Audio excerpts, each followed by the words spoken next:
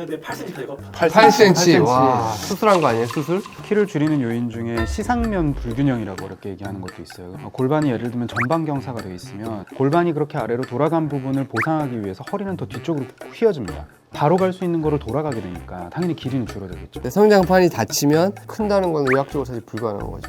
수술을 해서 늘리는 방법은 있는데 그 선천성 기형 있는 아이들을 위해서 만들어진 거예요. 근데 이제 그거를 키를 늘리는 식으로 좀 하는 데가 있는 것 같긴 한데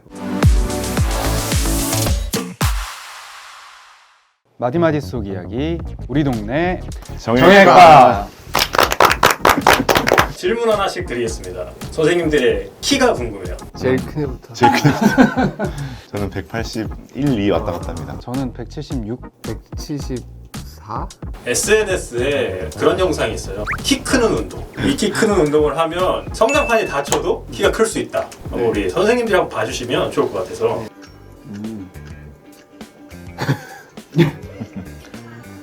뭔 말도 안 돼.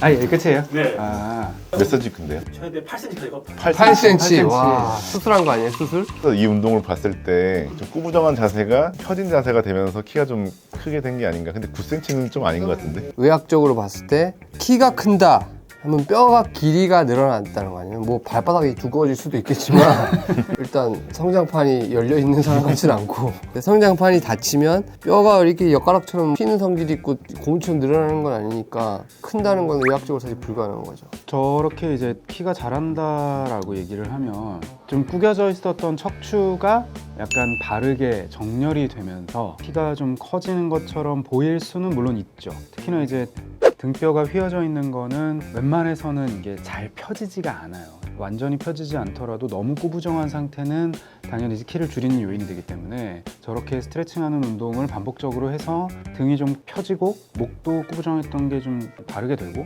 그러면서 키가 약간 성장하는 효과는 있을 수 있어요. 아침에 약간 커지는 효과는 이게 우리가 낮에는 서 있으니까 체중이 눌려가지고 디스크 높이라든지 약간 낮아지니까 줄어들다가 아침 되면 누워 있으니까 중력의 영향을 받지 않으니 팽창이 되면서 아침에 딱 재면 이제 키가 좀 나 좀 커졌네 이런 느낌? 9cm가 되려면 디스크가 한 200개, 300개 정도 있어야지. 거북목이나 구부정한 이런 상태에서는 이 뒷목 통증, 우리 승모근이 아프고 이런 경우 되게 많잖아요. 현대인들의 고질병. 저 운동을 보면은 키도 길어질 수는 있겠지만 신전 스트레칭을 하면서 목이 좀 곧아지고 이러면 그런 통증을 줄여주는 의미에서도 이게 좋은 운동인 것 같아요. 키를 줄이는 요인 중에 시상면 불균형이라고 어렵게 얘기하는 것도 있어요. 골반이 어느 한쪽으로 기울어져 있으면 그걸 보상하기 위해서 이제 허리가 S자가 되기도 하고 일자가 되기도 하거든요. 골반이 예를 들면 전방경사가 되어 있으면 골반이 그렇게 아래로 돌아간 부분을 보상하기 위해서 허리는 더 뒤쪽으로 휘어집니다. 허리가 이렇게 더 뒤쪽으로 휘어지면 바로 갈 수 있는 거로 돌아가게 되니까 당연히 길이는 줄어들겠죠. 그런 면을 교정해주는 부분도 어쩌면 있을 것 같아요. 그러면 그걸로 해서 얼만큼 커질 수가 있을까요? 그래봐야 뭐 1, 2cm 아니겠어요? 1, 2cm? 1, 2cm. 일단은 성장판이 한번 다치면 길이 성장을 할 방법은 없다. 길이 성장하려면 이제 수술을 해서 늘리는 방법은 있는데 원래 그 길이 수술은 그 선천성 기형 있는 아이들을 위해서 만들어진 거예요. 키가 뭐 거의 100cm, 뭐 120cm밖에 안 되는 외소증이 있는 병이 있고 이제 다리 휘고 이런 변형을 교정하고 모양을 잡기 위해서 만들어진 이제 수술이죠. 근데 이제 그거를 키를 늘리는 식으로 좀 하는 데가 있는 것 같긴 한데 원래는 이제 그런 목적으로 나오는 수술은 아니긴 하죠. 보통 이제 성장이 여자는 평균 14세 만으로 남자는 16세 이제 끝나는 걸로 돼 있고 지금 이 영상에 있는 한 40, 50대 남자분이 이제 크는 거는 고등학생 아니야? 뭐 의학적으로는 불가능하고 그럼 이제 키가 작은 사람들이 굽이 높은 신발을 신거나 깔창이나 이런 보조 기구 같은 걸 많이 사용을 하잖아요. 이런 것들은 좀 어떻게 보세요? 발 건강에 일단 안 좋고요. 정상적인 보행 기전이 아니게 되거든요.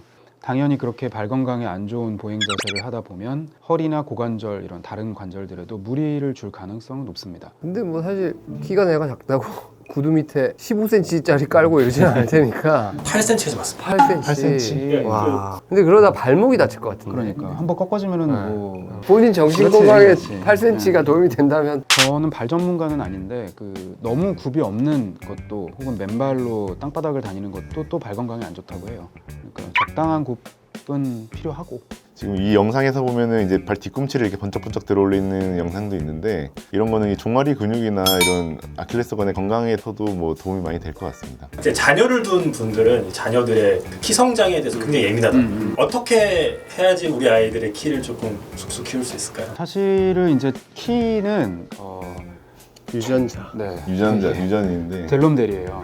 유전적인 어떤 영향 더하기 환경적인 영향인데 환경적인 요인을 바꾸고 건강하게 유지시키는 게 중요한데 이제 요즘 애들 보면은 단 거 많이 먹고 이런 애 비만이 있고 이러면서 조기에 어떤 성장 호르몬 분비에 어떤 문제가 있어가지고 다른 특정 아이보다 너무 작거나 이상한 징후가 있거나 했을 때는 병원에서 확인해가지고 정말 치료를 해야 되는 아이들이 요즘에 많이 있는 것 같아가지고 요새는 성장 호르몬 치료가 또 각광을 받고 있는데 그게 효과가 좀 있는 건가요? 있는 것 같아요. 맞으면 좀 커지는 것 같기는 하더라고요. 근데 이게 정상적으로 자라고 있는 애한테 성장 호르몬을 맞추는 게 맞냐 아니냐 사실 그게 이제 제일 문제가 되려면 문제가 될 수 있는 거죠. 그 성장 호르몬 투여라는 게 예측하지 못한 방향으로 작용할 수 있다는 얘기도 있어요.